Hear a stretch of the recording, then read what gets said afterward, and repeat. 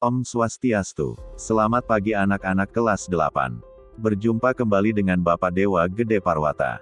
Pertemuan hari ini kita kembali membahas tentang sifat Atman dalam Bhagavad Gita. Atman adalah jiwa dari setiap makhluk hidup yang berfungsi sebagai A. Sumber cita dan stula sariranya makhluk hidup.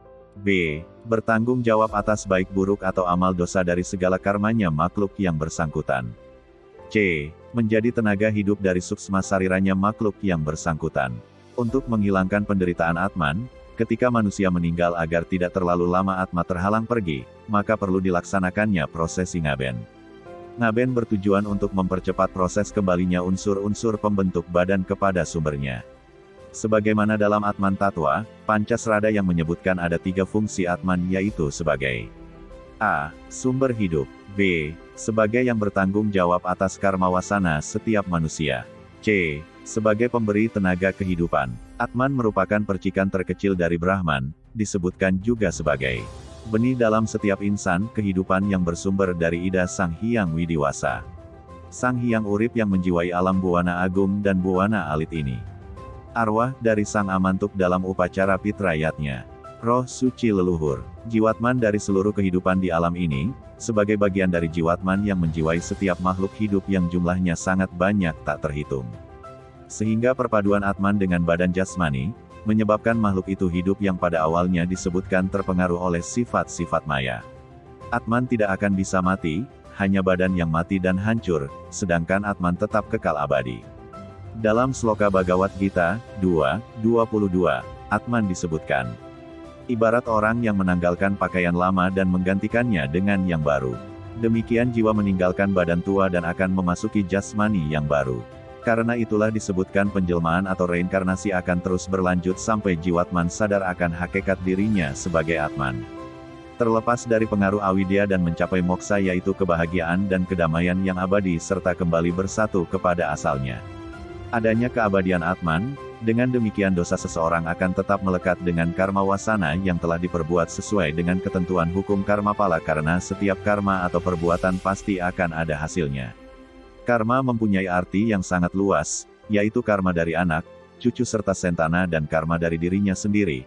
Karma yang baik dari anak, cucu, serta sentana, akan dapat menolong memberi kesucian dan pengampunan atas kekeliruannya di dunia, sehingga kemungkinan sang Atma mendapat tempat yang baik di akhirat, sorga atau swahloka, walaupun sifat dari dirinya sendiri tidak baik.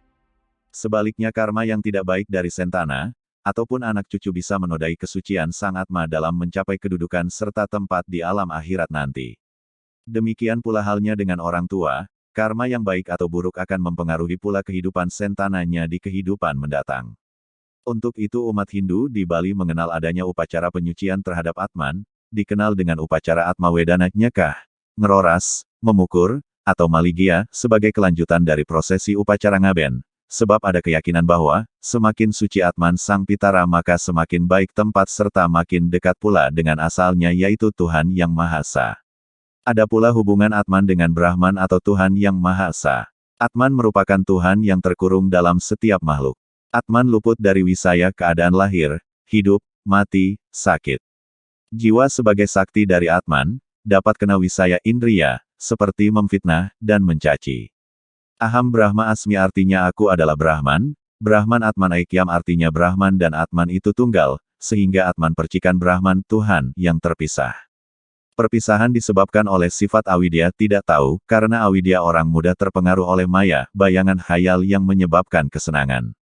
Sifat-sifat Atman yaitu sifat-sifat Brahman dan memenuhi alam semesta, gelaran Tuhan yang terjadi dari kata Atman yaitu 7 jenis tingkatan alam yang ditempatinya disebut Sapta Atma, Sapta Ongkara, dan Sapta Pranawa.